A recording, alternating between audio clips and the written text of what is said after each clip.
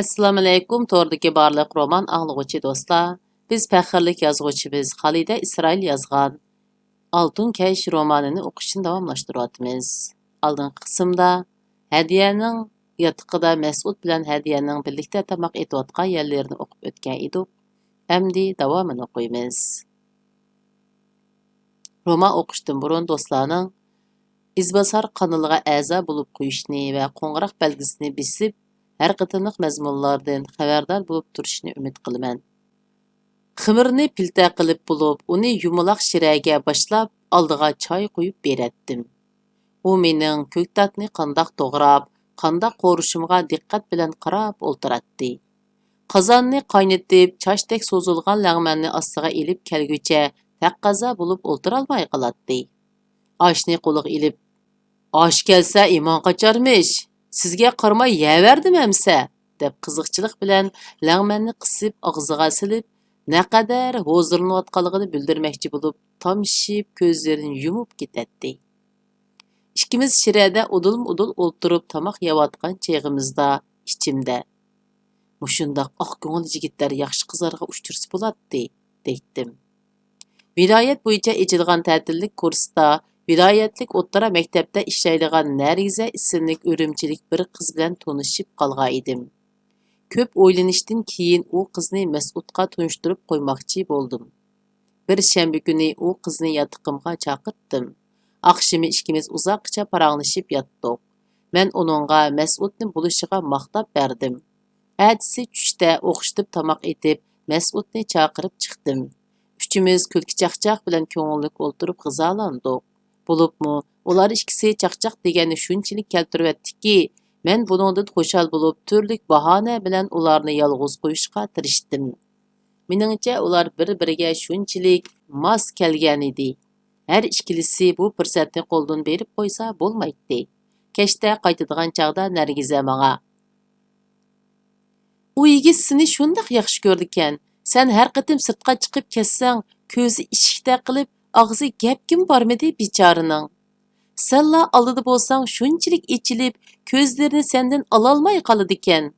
Uni umidsiz qoldirmag'in. Oltindek yigit ekan", dedi. Bu gapdan beshim aylanib, bir necha kungacha beoram bo'lib yurdim. Shundan keyin yana uningdan o'zimni qochirishga boshladim. Ishqa chiqadigan, ishdan tushadigan chaqlarda uning bilan uchrashib qolmaslik, uyda ishkanligimni uningga bildirmaslik uchun shunchalik bosh qottirdimki, bir kuni Oyisha Hadining o'g'lini chaqirib: "Menga qara bo'dak, ishining tishidan qulub silib qo'y. Buying yetmasa putunga o'rindig'ini qo'yib solg'in", deb gap o'gatdim. Bola men degandek qilib ishni quluplab, oshqushni ishik ostidan kirgizib berdi. Bir kamda karvatda xiyolga cho'kib yotsa Mas'udning: "Hey bo'dak, Hadiya ochang qayerga ketdi?" degan ovoz anglandi. Bo'dak uningga: "Hadiya ocham uyda. U menga putunga o'rindiq qo'yib, ishikni quluplab qo'y degan. Quluplab qo'ydim. Oshqushni ishikining tagidan kirgizib berdim", dedi. Orqadala yana ovozini paslatib: "Mas'ud aka, bu ikkimizning o'tirsiga maxfiyatlik. Hadiya ocham hech kimga dema degan. Senmi hech kimga demay-jumu", dedi. Bu gapni anglab beshimdan tutun chiqib ketdi. Kichik bolani ishqa buyrug'inimga ming bir pushaymon qildim. Yana bir turib ichimda: "Bumi yaxshi bo'ldi. Yotog'imga kirishni yoqtirmaydiganligimni bildi. Aman bilishi kerak edi", deb o'yladim. Ertasi ishxonada yolg'iz o'ltirsam Mas'ud kirib keldi. Salomlashib bo'lib bo'dakning gaplarini shunda qiziq do'rab ketdiki, xijil bo'lib tursammu kulkidan o'zimni to'xtatib ololmadim. Oxiri u: "Buningdan keyin undaq ishlarga kichik bolalarni avar qilib yurmang. Menmu sizni avar qilmayman", deb ishxonadan chiqib ketdi. Oxirgi gapidan ko'nglim bak yerim bo'ldi. Ammo o'zim topgan ish. Endi uningga chidashdan boshqa nima amolim bo'lsin? Shuningdan keyin Mas'ud meni izlamadi. Janubning tushda qisqa qishi o'tib, bahorning illiq shamini chiqishga boshladi. Bir dushanba kuni yeziliq bir necha o'quvchim tangla ko'k terib olg'ash kepti. Ko'kni yolg'iz yeb bo'lolmay Oyisha Hadilarga ap chiqib berdim. Ayşehədə kök çüçürsi etib boydaq o'qitishlarni uyiga chaqiribdi. Kirsam Mas'udmu bor ekan. Uning kayfiyatining toza yaxshi emasligini ko'rib o'ltirolmay qoldim. Yatiqimga qaytib chiqib yolg'iz o'tirganimda uning mashga o't yiqiyotgan, ko'ktat adolayotgan qiyofati, chaqchaqlari ko'z oldimga kelib beoram bo'ldim. Butkul dunyoda o'zim yolg'iz qolgandek g'eribsindim. Lekin o'zimni yanala uning loyiq emas deb o'ylab o'rimdan turib ketdim. Cho'ng qo'rg'udagi o'zim yaqin o'tadigan Zo'ram ismli xonimning uyiga kirib, uning bilan paranglashib, ko'ngil g'ashligimni bosmoqchi bo'ldim. Zo'ram maktab kutubxonasini boshqaradi. O'zimi kitobxumor ayol edi. Eri Abdulla muallim matematika o'qituvchisi edi. Uchimiz maktab mudirining o'qituvchilarga kelsa kelmas buyruq tushirib, ko'pchilikning aktivligi va ijodchanligini bo'g'ib qo'yayotganligi ustida paranglashib o'tirdik. Abdulla muallim oq qorini farq etalaydigan, nohaqchilikka chidab turolmaydigan vijdonli odam edi. U menga Mas'ud qatorliq bir necha yosh o'qituvchining o'qitish metodini yaxshilash, o'qitishni boshqarishga oid ishlar ustida ba'zi fikrlarni berganligi, mudirning shu yerdala ba'zilar boshqalardan biladiganimiz ko'p deb tula ko'ranglab ketmusun. Yuqorining tarkibi yuqori, chet elda urug' tuqqanlari bor. Siyosiy maydoni gumonliq yoshlarni bu yerga tushirib berishida, ularni yavaşlıq bilan ishlab, ko'pchilikning nazorati ostida ideyasini yaxshi o'zgarsin degan maqsad bor. Shunga ba'zilar o'zinglarni besib olinglar. Sizlarning partiya rahbarligidagi maktab tashkiliga kelmas fikr berish huquqinglar yo'q deganligini. Oxirida Mas'ud chidamay: "Sizning gapingizchi bo'lganda biz nima? Ammaning nazoratini qabul qilgan jinoyatchimi?" deb aniq javob berishini talab qilib turib olganligini. Mudir ikkisining mushu ish tufayli obdalla qizdirishib qolganligini so'zlab berdi. Bu gaplarni anglab, ko'nglimdagi g'ashlik texim kuchaydi. Uningdan ansirdim. Uning bilan ko'rishib, "Hargiz ko'nglingizni yerim qilmang. Sizning gaplaringiz o'rinliq. Menmu siz tarafda" degim kelgan bo'lsa-mu, uni umidlantirib qo'yishni xohlamadim. Abdulla muallim ayol ikkisi Mas'udga yistashlik qilib, uning naqadar oq ko'ngil, uchuq yo'ruq, mard yigit ekanligini, darsni bek yaxshi o'tadiganligini, uningga uchirgan qiz bolaning cho'qim baxtli bo'lganligini so'zlashib ketishdi. Ammo baxtli bo'lgan u pok, ma'sum qiz men emas edim. Men kim? Men ruhim va jismim shikastlangan. Faqat o'tmishimdan tasalli tepib yashash peshonamga putilgan bir ayol. Yatag'imga qaytib chiqib uzoqcha uxlay olmadim. Qo'shni uydagilar allaqachon jimib ketishgan edi. Butkul jahon kechining qorong'ulig'i va jimjitligiga cho'mgan. Maktab beg'ining orqa tarafidan anglanib turadigan itning qovg'an ovozi bu jimjitlikni buzib, tallarni jo'g'ildatib, yuraklarni vahimaga silib qo'yatdi. Mushundaq kechalarda murisiga bosh qo'yg'idek biror odamning bo'lishi naqadar baxtda. Kechda navra qizim keldi. Bu qitim u mangzimga suyib ko'rishdi. Uyg'urcha so'zlashga tirishib, ba'zida xanzochinimi aralashtirib mendan ahvol so'radi. U nimadandir ehtiyot qilayotgandek ko'zimning ichiga qaraydi. Yot bir muhitda turayotgandek qisilib, qo'rinib turadi. Men uningdan apa dadisining, ufqisining ahvolini so'rab bo'lib, "Nimishqa meni pat-pat yo'qlab kelmaysan? Shundaqmi yo'q bo'lib ketamsan?" desam u, "Shu imtihon chiqdigina cho'ng apa" dedi. Arqadan duduqlab turib, "Endi imtihonlarni berib bo'lganligini, atidan tortib mush yerga ko'chib kelmoqchi bo'layotganligini aytdi. Bugun meni oldin xabarlantirib qo'yish uchun kelgan ekan. "Imtihonlarni yaxshi beraladingmi?" deb so'radim. "Sen bilmaysan, cho'ng apa, bizning sinfda a'lochilar bek ko'p. Bolalarning hammasi imtihonda yuqori nomer olish uchun kech-kunduz jon tikib o'ginadi. Bir qiz savoqdishim matematika imtihonini yaxshi berolmadim deb dora ichibdi ekan. Ota-onasi doktorxonaga olib arang qutqizibdi. Men har qancha qilsam ularda o'ginolmayman. Apam bilan dadammu manga qanchalik o'qiyasan shunchalik o'qu, zo'riqma dedi. Men oldingi 20ning ichiga kirolmasligim mumkin, ammo 30ning ichiga kiralayman dedi. Ata-onang to'g'ri debdi. Bizga keragi nomer emas, sen. Shundaqqa deysizlar, cho'ng opa. Ular bizni dud, kalisi ishlamaydi deydi. Sinfda bishimizni ko'tarolmayli yurimiz. Undaqda senlarmi Uyg'urcha maktabga berib o'qib ko'rib beqish demamsan. Voy, cho'ng opa. Biz shundaq desak, ular kimsini bu maktab chaqirib keldi, berib o'zingning maktabida o'qi. Senlar bo'lmasang, bu yer ozodlashib, yo'rib ketadi, deydi texi. Cho'ng opa, men sana ko'nglimdagi bir gapni dey. Biz Uyg'urlar rostilla ulardan dod ekanmiz. Ular qilolganini biz hargiz qilolmaymiz. Og'zingni yum. Men bu gapning og'zimdan qandoq etilib chiqqanligini bilmayli qoldim. Navri qizim tasdak yegandek andikib, chiroyi tatirib turib qoldi. Men uni o'zimga tortib murisidan quchoqladim. Xiyolimga nurg'un so'z, ish yopirilib keldi. Qaysi birini deb bo'lay, nima dey? Faqatla uning yumshoq sochlarini siylab turib. Qizim, shuni esingda tut. Biz döt emas. Dunyoda aqlliq millat, döt millat bo'lmaydi. Faqatla taraqqiyot fursatiga erishalgan millat va erishalmagan millat bo'ladi.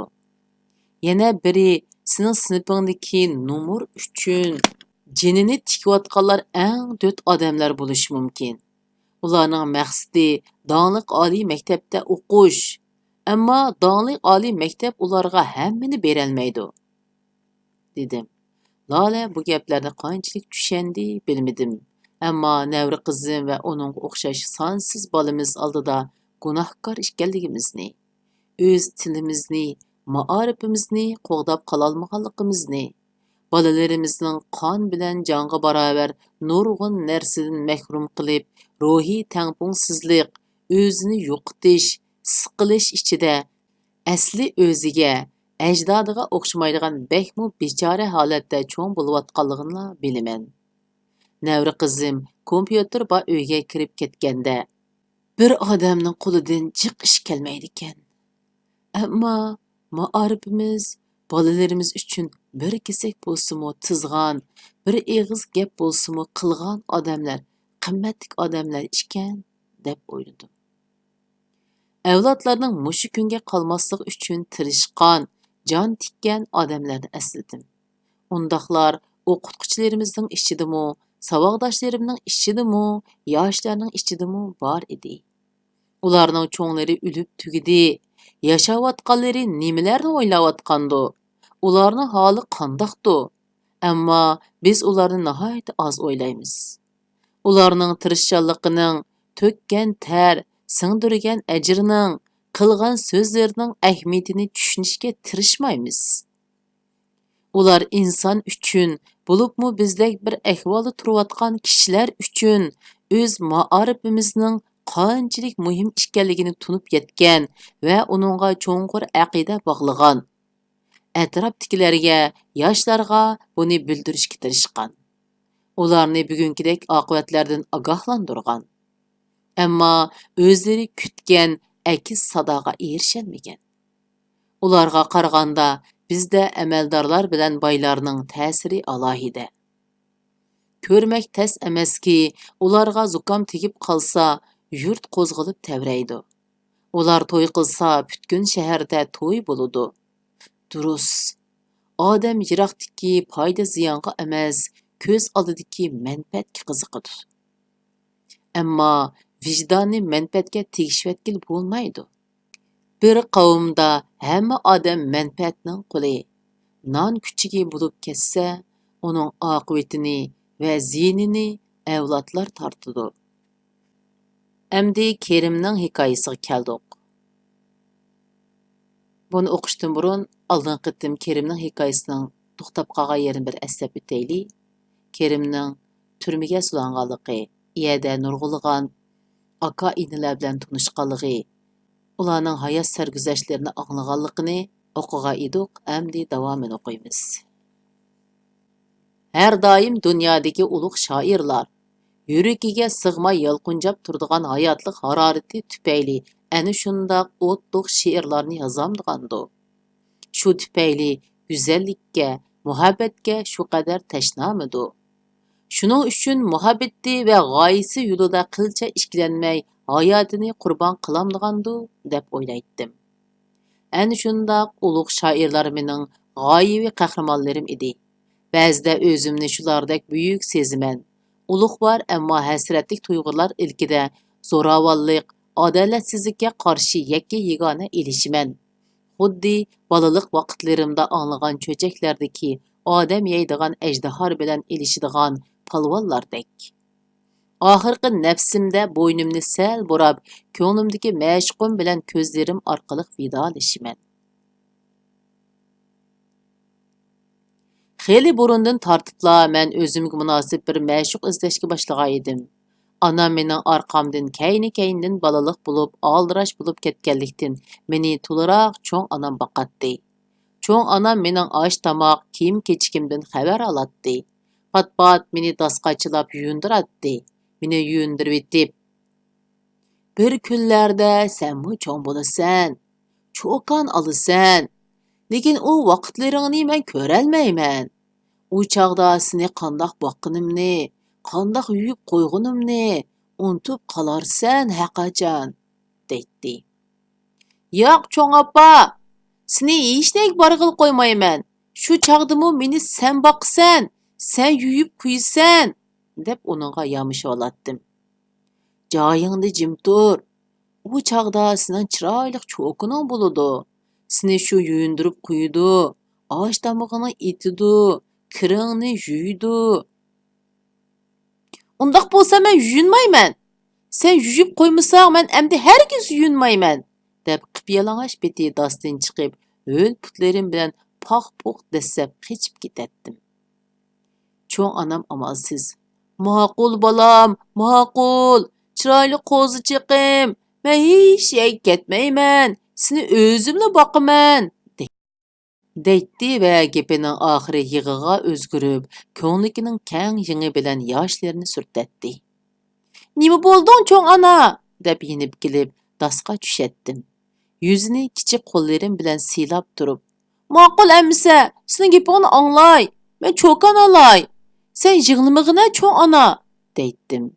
Odatda cho'nglar meni gapga silib, ha, cho'kan oldigan yigit, cho'ng bo'lganda chimni olasan, deydi. Tutigulni. Nimishqa uni olasan? U meni boqidi.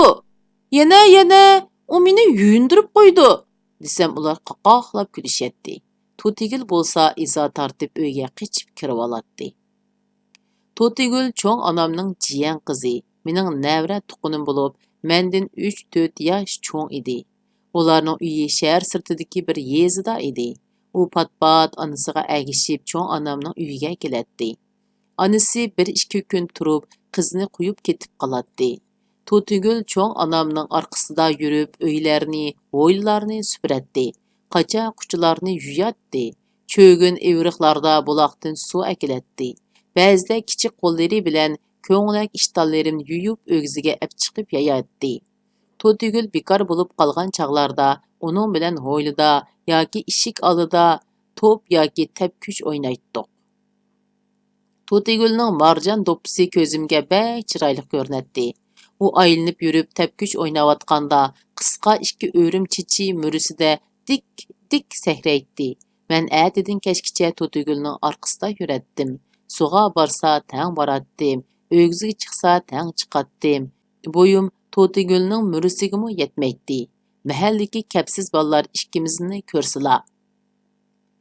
Qaranglar, Kerem cho'kini bilan kelyotdi, deb kulishatdi. Tutigul 13 yoshga kirgan yili uydagilar uni erga beribdi. Men bu ish tufayli bir mezgil azoblanib yurdim. Anamga, "U tig'i kichik tursa, ular uni nimishqa erga berayotgandi?" desam, anam hech ish bo'lmagandek parvosizlik bilan kulib, "Balam, men seni 14 yoshimda tuqqan" degaydi. Bu mening dastlabki tanishim edi. Gerçi u vaqtlarda men chokini deganning ma'nosini tushunib yetmagan, chokan degansini ota-onaning o'rnida boqadigan odam deb qaraydigan bo'lsam-mu, To'tigulni ishchanligi, muloyimligi va chiroyli marjon do'ppisi uchun tanlab olgan edim. U davomli mening atrofimda bo'ladi deb o'ylaydim. Shunga uni erga berib o'tilganligini anlaganimda xeyli kunlargacha qiydab tomoq yegili unamay yurdim. Sal cho'ng bo'lgandan keyin o'zimni uni amroq ocham, balalik chog'larimdagi hamrohim qatorda ko'radiganligimni, shunga uning turmushimdan tuyuqsiz yo'q bo'lib ketishiga chidamay qolganligimni tushundim. Nazarimda cho'ng bo'lib muhabbatning nimaligini tushungancha, muhabbat men uchun shuncha g'oyaviy, sirliq, yuksak bir pallaga aylangan edi. U mening nazarimda to'liroq Farhodning she'riniga, Majnunning Laylisiga bo'lgan muhabbatiga o'xshaydi. Uningda visol ham baxtdan judolik, yoki yagona holdagi sarsonlik va azob ko'p bo'ladi. Oshiq mashquning nomini tilida zikr qilib yashaydi. Uning bir nigohi uchun tog'larni yerib suv boshlab kelishga rozi edi. Muhabbat moddiy farog'at emas, ma'naviy qo'shilish edi. U doim tasodifiy bir fursatda yuz beradi. G'oyib shamol tuyuqsiz bir parining yuzidagi chumbilni uchirib tashlab, yuragingga ishq o'tini yoqadi. Yoki og'zi mixlangan sandiq ichiga banit qilib, daryoda eqib ketayotganingda bir go'zal malikaning to'riga tushib qolading. Malika sandiqni ochtiradi. U seni ko'radi. Sen uni ko'radding. Сөйгü chaqmiqi har ikkinglarni behush qiladi. Cho'l bayovonning o'ttirsidagi odamlari toshqa aylangan bir shaharda qapasga ilingan bir sohib jamolni uchirtatding va shu hamon uningga oshiq bo'latding. Uni band qilib qo'ygan diva bilan 40 kech kunduz ilishib uni qutqizatding. U mening 15 yoshlik chog'larim edi. Bu yillarda men to'liqsiz o'rta maktabni bitkizib, hayotimdagi tunji uzun safar o'qish uchun Urumchiga atlandim. Bizni ilib mang'an yuk mashinasining orqasiga yuk taqlarimizni bisib bo'lganda, dadam meni safardoshlarim ichidagi bir necha cho'ng odamga topshirib, uzun duo qildi. Mashinamiz bekatdan chiqib qayrilayotganda, u boshqa uzatqushlarga o'xshash yugurmay, beshini burab orqasiga qarab turdi. Men uni murajaynaklarning yuqori tuvan harakatiga qarab yig'layotganmiki deb o'yladim. Ammo men dadamning yig'lig'ini zodi ko'rib boqmagan edim. Shunga uning rastilla yig'lig'iga ishonch qila olmaydim. Hayajonlanib, ruhlanib, qanoti yetilgan qush uchishga talpingandek talpinib turatdim. Bu yerda yig'iga o'rin yo'q edi. Men ota-onamning qanoti ostida emas, bo'ron chapqulliq kurash qaynimi ichida pishib yetilishim kerak edi. Uning ustiga boshqalar qandaqkin bilmayman. Harva mashinaga o'ltirib safar qilgan vaqtlarimda qalbim she'riy ilhomga to'lib toshidi. Tasavvur qafasiga qutulgan qushdek poyonsiz bo'shliqda erkin parvoz qilib hormaydi. Ashu tunji uzun safarim helimu esimda. Sukut ichida yotgan bepoyonligi, surlikligi, kechirmishga boyligi bilan asdan chiqmaydigan cho'l bayovonlar, talay sirni qo'yniga yoshirgan qumliqlar, hayvatlik tog' daryolar, keng dalada kun chiqayotgan yoki kun petayotgan chog'lar, qushlarning ansiz churuqlashlari, mashinaning orqasidan yer beg'irlab uchib yana tezlikda ko'kka o'rlashlari, shamol, bo'ron, qor, yomg'ir, chaqnaq yulduzlar va xilma-xil nur, bulut, tuman, ranglar bilan to'lib turgan kecha osmoni, abadiy to'xtamay bir yo'linishga qarab oqadigan sehrli osmon daryosi. Hammasi xuddi men uchunla o'rinlashtirilgan mo'jiza karomatlardek qarab to'ymaydim. Kallamda tasavvurimga siqqisiz o'y fikrlar bir-biriga ulanib, chiqindek chaqnab vujudimni larziga solatdi. Oqshimi qunalg'uga tushganda sham yo'riqida o'ltirib ularni ratlab misralarga tushirishga tirishatdim. Ba'zida yipqa o'tkazilgan dur go'harlardek tizilib qalbimni suyundirsa, ba'zida yulduzdek chechilib tutuq bermaydi. Ammo ularningmi hamon bir kuni barmoqlarim orasiga qaytib keladiganligiga ishonatdim. Shamolliq bir oqshimi qorong'uda taqqa yaqin bir kichik bozorga kelib tushdik. Yerga yeyitilgan qishlari qumurilib, egiz-past bo'lib ketgan. Suydik buraydigan uzun koridorda müdürüp cho'qirib yurib, koridorning ikki tarafidagi abjaq karvatga qo'yilgan kona yataqlardan o'rnimizni tepib, suv tepib, yuz ko'zlarimizni yuvib bo'lguncha xeyli vaqt o'tdi. Boshqalar uxlab bo'lgandimi, xeyligacha uxlayolmay yotdim. Ichimda siqilgandek bo'lib, to'xtamay uyandin bo'yonga o'rlatdim. Yoki karvatda o'ltirib elib, qorong'ulik ichiga tikilganimcha hech boshqa ilib chiqolmagan xiyollarimni yig'moqchi bo'latdim. Dimiq havo, baslashgandek tangla yangrayotgan xo'rak ovozi buningga yo'l qo'ymaydi. Oxiri taritim qistagandek bo'lib sirtqa chiqdim. Tog' tarafdan urilgan shamol qo'limdagi sham yo'riqini uchirib etishga urinatdi. Men bir qo'lim bilan shamni shamoldan to'sib ilgirlaytdim. Do'qmushdan burilishimga oldimda osmondan tushgan bir soyib jamol paydo bo'ldi. Bo'yniga tushib qolgan qora ro'mili, qora sochlari, qora ranglik nefis ko'ngliki shamolda uchib turardi. U tirishib ro'milni ikki uchidan tutib beshiga artmoqchi bo'ladi. Ammo ro'mol go'yo bu umoq jam bilan o'ynashayotgandek uningga hech tutuq bermaydi. Yili u murisida, yili bu murisida lipildab uchib ketishga urinatdi. Ayolning bo'ston sochlari orqa tarafdan turilib kelib oyning yuzini to'sib olgan bulutdek yuzining yerimini to'sib oldi. U chechini quliqining keyniga qistirman deb avora bo'layotganida yog'liqi bir barmoqidan chiqib ketib, yaproqdek lapildashga boshladi. Bir necha daqiqa joyimda turib qoldim. Bir qo'lim shamning atrofida avora. Ko'zlarim bu ajoyib manzarada. U o'ng'aysizlanib menga lappita qaradi. Ro'milni ikki qo'llab pomlab tutib oldi-da, sochlarini uchirg'inicha ittik o'tib ketdi. Soyib Jamol helila o'zining bu yerda turganligini isbotlab, suz xo'sh puroqni qoldirib tezla ko'zdan g'oyib bo'ldi. Qo'limdagi sham uchdi. Men kaynimga ittik burilib, har qancha sinchilab qarabmu uning qarsini ko'ra olmadim. Ko'zimga ko'ringini odammu, hur-parimu deb bir pas hang-tanglikda turib qoldim. Yataqqa qaytib kirib ko'rganlarimni boshqalarga deb bersam, oq shapaq do'ppa kiygan, kak soqqalliq bir odam. Bu yer o'tmishda nurg'un jang bo'lgan bir o'tang ishkan. Shunga bu yerga tushganlar oqshimi yolg'iz talaga chiqmaydi ekan. Chiqib qolsa ashundoq yolg'iz, yerim mapa, chiroyli ayol, qilich osqan lashkar degandeklar ko'ziga ko'rindi ekan. Sizlar yilimi sog'-salomat yenib kiribla. Bizning bir birodarimiz ashundoq ayolning orqasidan mingib, cho'l bayovonda ezib qilib, kolisidan ketib qolgan. Meningcha sizlar uxlag'ucha ichlarida sura Fotiha bilan Oytal kursini o'qiyapsizlar, dedi. Men sura Fotihani o'qib bo'lib, Oytal kursini o'qig'ach uxlab qoptiman. Qanchalik uxlaganimni bilmayman. Bir chaqda hiliqi kak soqolliq odam yo'lga chiqimiz deb o'yg'atdi.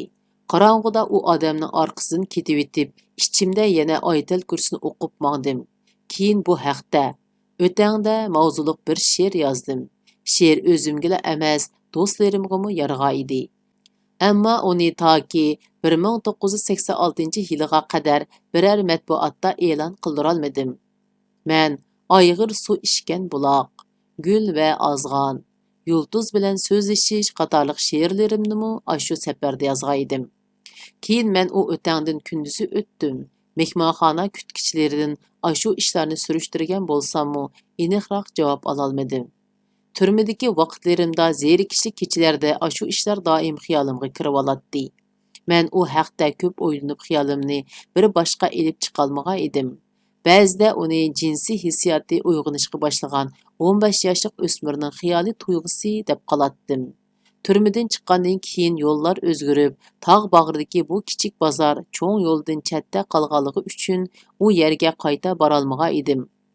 Shu sirliq ish hozirmi pat-pat esimga kelib qoladi. Ko'zim bilan shuncha aniq ko'rgan, xo'sh puroqlari burnimga purg'an shu ayolning hur-pari ishkanligiga ishongim kelmaydi. Qandoqli bo'lishdan qat'iy nazar, u menga bir ko'rib oshiq bo'lishning nimaligini, qandoq bo'ladiganligini bildirgan, umr-voyat esimdan chiqmagan bir ayol. Shundaqla u mening hayotimdagi ichilmagan bir sir. Şundaq qilib bu qitimliq roman o'qishimiz mush yergacha bo'ldi. Davomini kelar qitim o'qayli. Xeyr xo'sh, Allohga omonat.